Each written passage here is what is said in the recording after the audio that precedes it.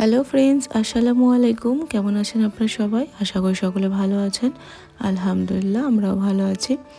তো বন্ধুরা, আজকে আমি আপনাদের সাথে 4টি খুব মজার মজার রান্নার রেসিপি শেয়ার করব, যেটা আমাদের গ্রামের রেসিপি, আর সাথে একটা মশলা রেসিপিও শেয়ার করব।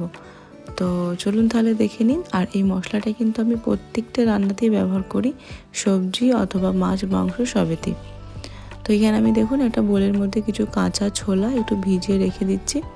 কয়েকদিন আগেই ছোলাগুলো নিয়ে আসা হয়েছে, তো করব ভাবছি, আর করা আর হচ্ছে না। তো একটু নুন ছোলা করব অথবা ছোলা ভোনা করব, সন্ধ্যাবেলা একটু মুড়ি টুড়ি দিয়ে খাওয়া হবে আর কি। তো যাই হোক, এখানে আর দেখুন মসুর ডাল আর মুগ ডাল একটা বোলের মধ্যে নিয়েছি, একটু ধুয়ে নিচ্ছি। এটা আমি আজকে রান্না করব, পেঁপে দিয়ে রান্না করব। তো খুব ভালো করে একটু ধুয়ে নিলাম। আর এখানে আমি যে ছোলাটা ভিজিয়ে রাখছিলাম, এটা নিয়ে গিয়ে একটু রোদের মধ্যে রেখে দেবো। রোদের মধ্যে রেখে দিলে পরে খুব তাড়াতাড়ি নাকি ভিজে যায়। এটা আমি আমার ফুপুর থেকে শিখেছিলাম। তো ফুপুর বাড়িতে আমি থাকতাম, তখন ফুপু এই রমজান মাসেতে ছোলাগুলো যখন ভিজিয়ে রাখতো, তখন আমাকে বলতো রোদে নিয়ে গিয়ে রেখে দেওয়া।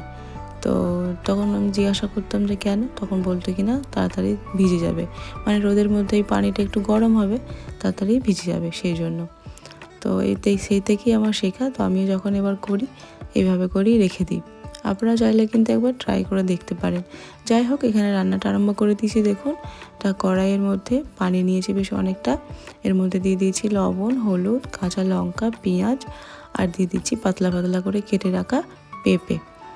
তো পেঁপেগুলো দিয়ে আমি একটু ডালটা দিয়ে রান্না করব। এটা খেতে মশলা খুবই মজার হয়, আমাদের বাড়ির ছোটরাও কিন্তু খুব পছন্দ করে এটা খায়। তো এটা আমি একটু সিদ্ধ হতে দিলাম। তো আমি একটা পাশে গ্যাসে আমার চুলোটা দেখুন, 3টে চুলো আছে। তো একটা সাইডে আমি ভাত বসিয়ে দিয়েছি, একটা সাইডে একটা তরকারি মানে এই পেঁপে রান্নাটা বসিয়ে দিলাম, আর একটা সাইডে আমি একটু রান্না করব বাঁধাকপির তরকারি। বড়ি দিয়ে, ঘরের তৈরি বড়ি দিয়ে বাঁধাকপির একটা তরকারি রান্না করব। তো বন্ধুরা, এখানে আমি কড়াইয়ের মধ্যে দিয়ে দিলাম পানি। আর আমার কড়াইটাকে দেখে অবশ্য হাসবেন না। এই কড়াইটা অ্যাকচুয়ালি কী হয়েছিল, আমি একদিন মাছ রান্না করতে বসিয়ে দিয়েছিলাম, মানে মাছ রান্না করছিলাম, দিয়ে বসিয়ে রেখে দিয়ে আমি ছেলে মেয়েকে স্কুল থেকে আনতে গেছিলাম। তারপরে বাড়ি এসে দেখি মাছ রান্না তো পুড়ে গেছে, সাথে কড়াইটাও পুড়ে গেছে। তো তার জন্য কালারটা এরকম হয়ে গেছে। আপনারা কিন্তু হাসবেন না প্লিজ। তো যাই হোক, এখানে অনেকটা পরিমাণে পানি নিলাম। কড়াইয়ের মধ্যে একটু দিয়ে দিলাম লবণ, তেজপাতা, আদা রসুনের পেস্ট, একটু হলুদের গুঁড়ো, আর দিয়েছিলাম ছোটো ছোটো টুকরো করে কেটে রাখা আলু। তারপরে দিয়ে দিলাম বাঁধাকপি, আর এর মধ্যে দিয়ে দিচ্ছি কাঁচা লঙ্কা, টমেটো, আর দিয়ে দেবো মটরশুঁটি। তো বন্ধুরা, এটা একটু বাঁধাকপিটা রান্না করব বড়ি দিয়ে, খুবই মজার হয় এটাও। তো বন্ধুরা, বড়িগুলো আমি সত্যি কথা বলতে দিতে পারি না। আপনাদের মধ্যে কী বড়ি দিতে পারেন আমাকে বলবেন কমেন্ট করে অবশ্যই। তো আমি দিতে পারি না, তবে আমার ননদরা পারে। তো ওরাই ওদের বাড়িতে বড়ি দেয়, তখন আমাকে নিয়ে এসে দেয়, আর আমি এগুলো খাই। যাই হোক, তারপরে একটু নাড়াচাড়া করে নিলাম কপিটাকে, আর ওপর থেকে দিলাম একটু পেঁয়াজ, দিয়ে ঢাকা দিয়ে রেখে দিলাম সিদ্ধ হওয়ার জন্য। আর এদিকে মা এসছে বর্ধমান থেকে আমার বাড়িতে। তো সত্যি কথা বলতে, মানে আমার ছেলে তো অপারেশন হয়েছে, প্লাস মেয়েও অপারেশন হয়েছে। আমার আগের ব্লগগুলো দেখলে আপনারা বুঝতে পারবেন। তো আমরা বাড়ি চলে এসেছিলাম, তো তার জন্য মা এসছে, আবার বোন তো আছেই, আমার মাও এসেছে। তো যাই হোক, মা এখানে এখন নিয়ে এসছে বর্ধমানের মিহিদানা আর সীতাভোগ, আর ছেলেও চলে এসছে এই কমলা কালারের জিনিসটা খাবে বলে। এটার নাম কি সেটা ও জানে না, আমাকে বলছে কমলা কালারের এটা আমাকে দিন। তো এখন ওকে আমি দিচ্ছি এই যে প্লেটে করে। সত্যি কথা বলতে বর্ধমানের মিহিদানা খাওয়ার মজাই আলাদা, মাশাআল্লাহ খুবই মজা হয় খেতে। তো আপনাদের মধ্যে কে কে বর্ধমান থেকে দেখছেন আমাকে অবশ্যই কমেন্ট করবেন। তো যাই হোক, এই যে এখন ছেলেকে দিয়েছি, ছেলে এখন খাচ্ছে খুব মজা করে।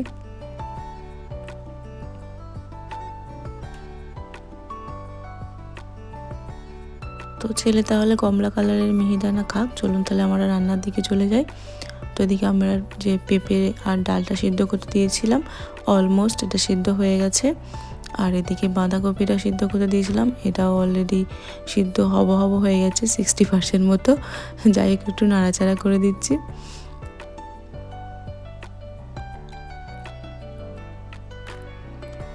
তো পেঁপেটা অলরেডি সিদ্ধ হয়ে গেছে, এটা আমি একটু বোলের মধ্যে ঢেলে নিচ্ছি। এটা আবার তেল পাড়তে হবে, আমরা বলি তেল পাড়বো।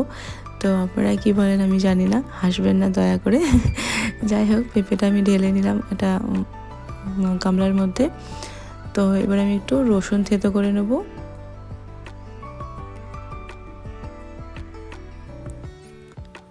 তো সেম কড়াইটার মধ্যে এবার আমি একটু সর্ষের তেল গরম করে নিলাম। এর মধ্যে দিয়ে দিচ্ছি ওই যে রসুন থেতো করলাম সেটা, সাথে দিয়ে দিচ্ছি শুকনো লঙ্কা আর একটু দিয়ে দেবো গোটা জিরে।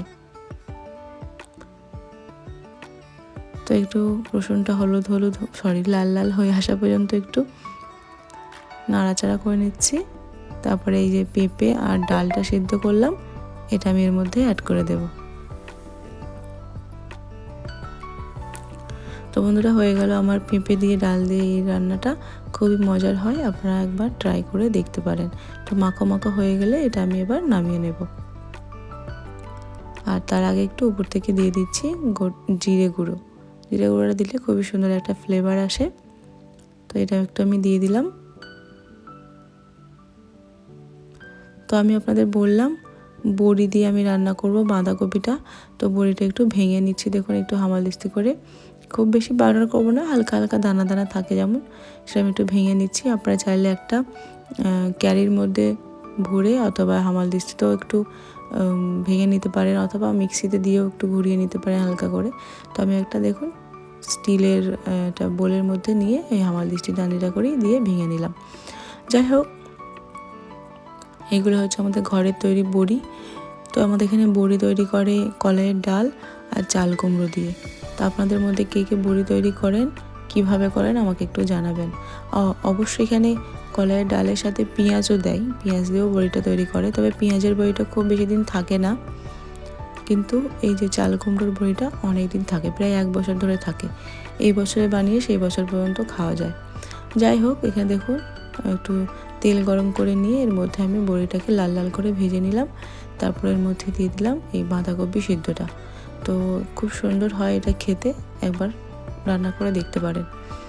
তো এটা আবার মাখো মাখো করে নেবো।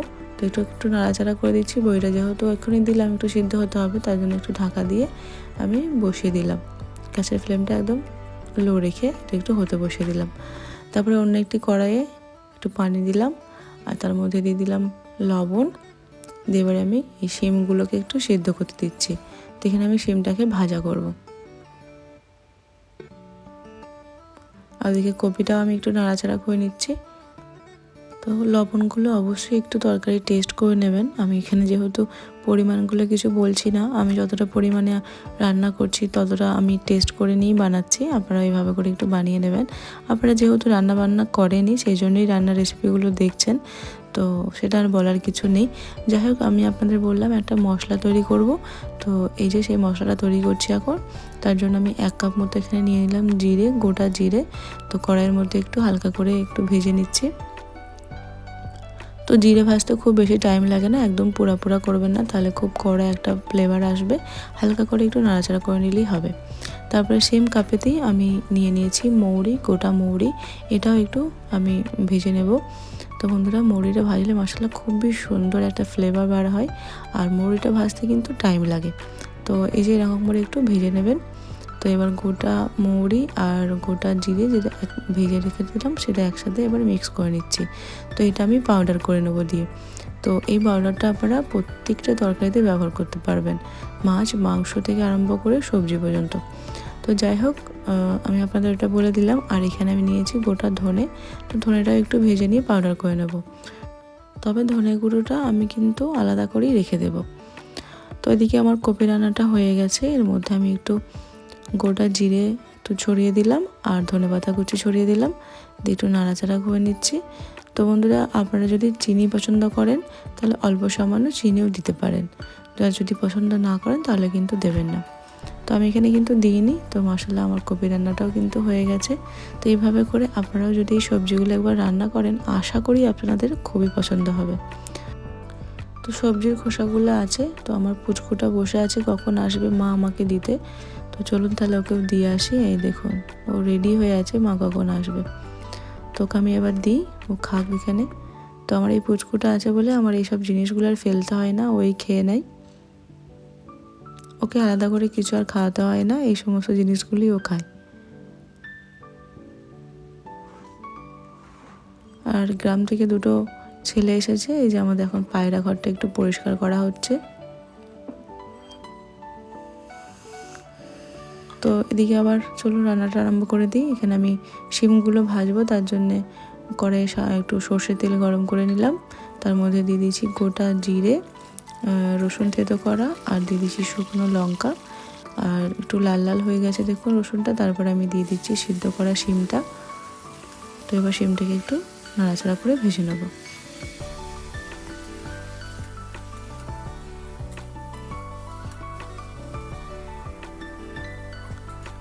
তো শিমটা আমার ভাজা হয়ে গেছে, আমি এবার শিম ভাজাটাকে তুলে নিচ্ছি একটা বোলের মধ্যে। তো সেম কড়াইয়ের মধ্যে আমি এবার রান্না করব হাঁসের ডিম। তো কড়াইয়ের মধ্যে দিয়ে দিলাম সর্ষের তেল, তেলটা গরম হয়ে গেলে এর মধ্যে দিয়ে দিচ্ছি গোটা মৌরি ফোড়ন, আর দিয়ে দিচ্ছি পেঁয়াজ কুচি। তো পেঁয়াজ কুচিটাকে একটু লাল লাল করে ভেজে নেব। তো বন্ধুরা দেখুন, একটা তরকারি বানানোর পর সেটা নামিয়ে নিচ্ছি, সেম কড়াই কিন্তু আবার তরকারিগুলো বানাচ্ছি। আপনারাও চাইলে কিন্তু এইভাবে করে করতে পারেন, তবে হাঁড়িতে রান্না করলে আমি জানি না সেটা হয় কি না, কিন্তু কড়াইয়ে করলে এটা কিন্তু অনায়াসে হয়ে যায়।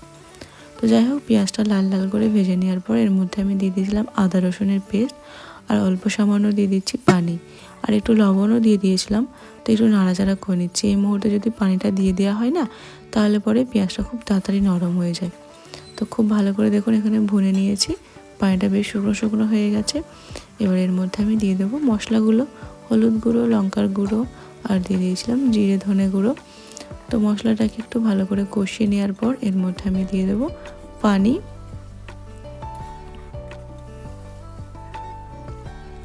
তো পানিটা গরম করে দিলেই ভালো হয়, তরকারিটা তাড়াতাড়ি হয়েও যায়, যেটা আমি সবসময় বলেই থাকি। আর রান্নার টেস্টটাও কিন্তু ভালো হয়। আর এইভাবে খুন্তিগুলো ধুয়ে ধুয়ে কে কে পানি দেন আমাকে অবশ্যই বলবেন। আমি দেখেছি মা এরকম করে দেয়, ওই জন্য আমি এইভাবে দিই। তো মশলাটা ধুয়ে যায়। যাই হোক, দিয়ে পানি দিয়ে আমি একটু উপর থেকে ধনেপাতা কুচি ছড়িয়ে দিলাম। আর এখানে আমি নিয়েছি হাঁসের ডিম। তো হাঁসের ডিমগুলো বেশ কয়েকদিন হয়ে গেছে, জানি না ভালো আছে কি না খারাপ আছে, সেই জন্য আমি ভাবলাম একটু বাটিতে ভেঙে ভেঙে দিই, তাহলে বোঝা যাবে। আর যদি খারাপ হয়ে যায়, সাপোজ যদি আমি ভেঙে এই তরকারির মধ্যে দিই ডাইরেক্ট, তাহলে পরে তরকারিটাই বেকার হয়ে যাবে। যাই হোক, আমি একটু বাটিতে ভেঙে ভেঙে ডিমগুলো দিলাম, এটাই ভালো। তো একে একে ডিমগুলো দিচ্ছি, কোথায় কোনটা দিচ্ছি বুঝতেও পারছি না, একটার মাথার উপর আর একটা হয়তো পড়ে যাবে। তো একে একে যে ভেঙে ভেঙে ডিমগুলো আমি দিলাম। আর দুটো গোটা গোটা সিদ্ধ ডিমও দিচ্ছি, এগুলো অবশ্য মুরগির ডিম, হাঁসের ডিম না। তো একটু ঢাকা দিয়ে রেখে দেব।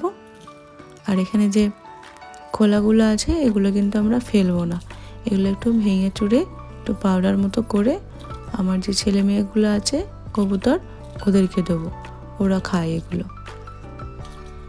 এগুলো খেলে নাকি বলে ওদের জন্য ক্যালসিয়াম। যাই হোক, এটা ওদের জন্যই রেখে দিলাম। তো এদিকে খুব ভালোভাবে ফুটে গেছে।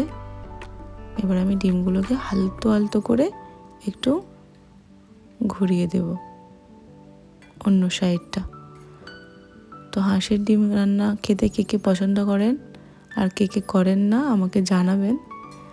হ্যাঁ, হয়তো ভাবছেন জানিয়ে কি হবে, আমি কি খাওয়াবো, হয়তো খাওয়াতেও পারি। কোনো একটা দিন হয়তো দেখা হয়ে গেল, আমার বাড়িতে আসলেন বা আমি আপনাদের বাড়িতে গেলাম, হতেই তো পারে, তাই না বলুন। তো এই যে আমার হাঁসের ডিম রান্না, তার দিকে আমি মশলাটা একটু পাউডার করে নিচ্ছি। তো পাউডার করে অবশ্যই কিন্তু আপনারা চেলে নেবেন। দেখুন, চেলে নিলে পরে এই যে দানা দানাগুলো, আর দেখুন কত স্মুথ পাউডার। তো একটু চেলে নেবেন। তো আমি এভাবে করে একটু চেলে নিই। আর এদিকে ছেলে চলে এসেছে আবার ওই কমলা কালারের জিনিসটা খাওয়ার জন্য।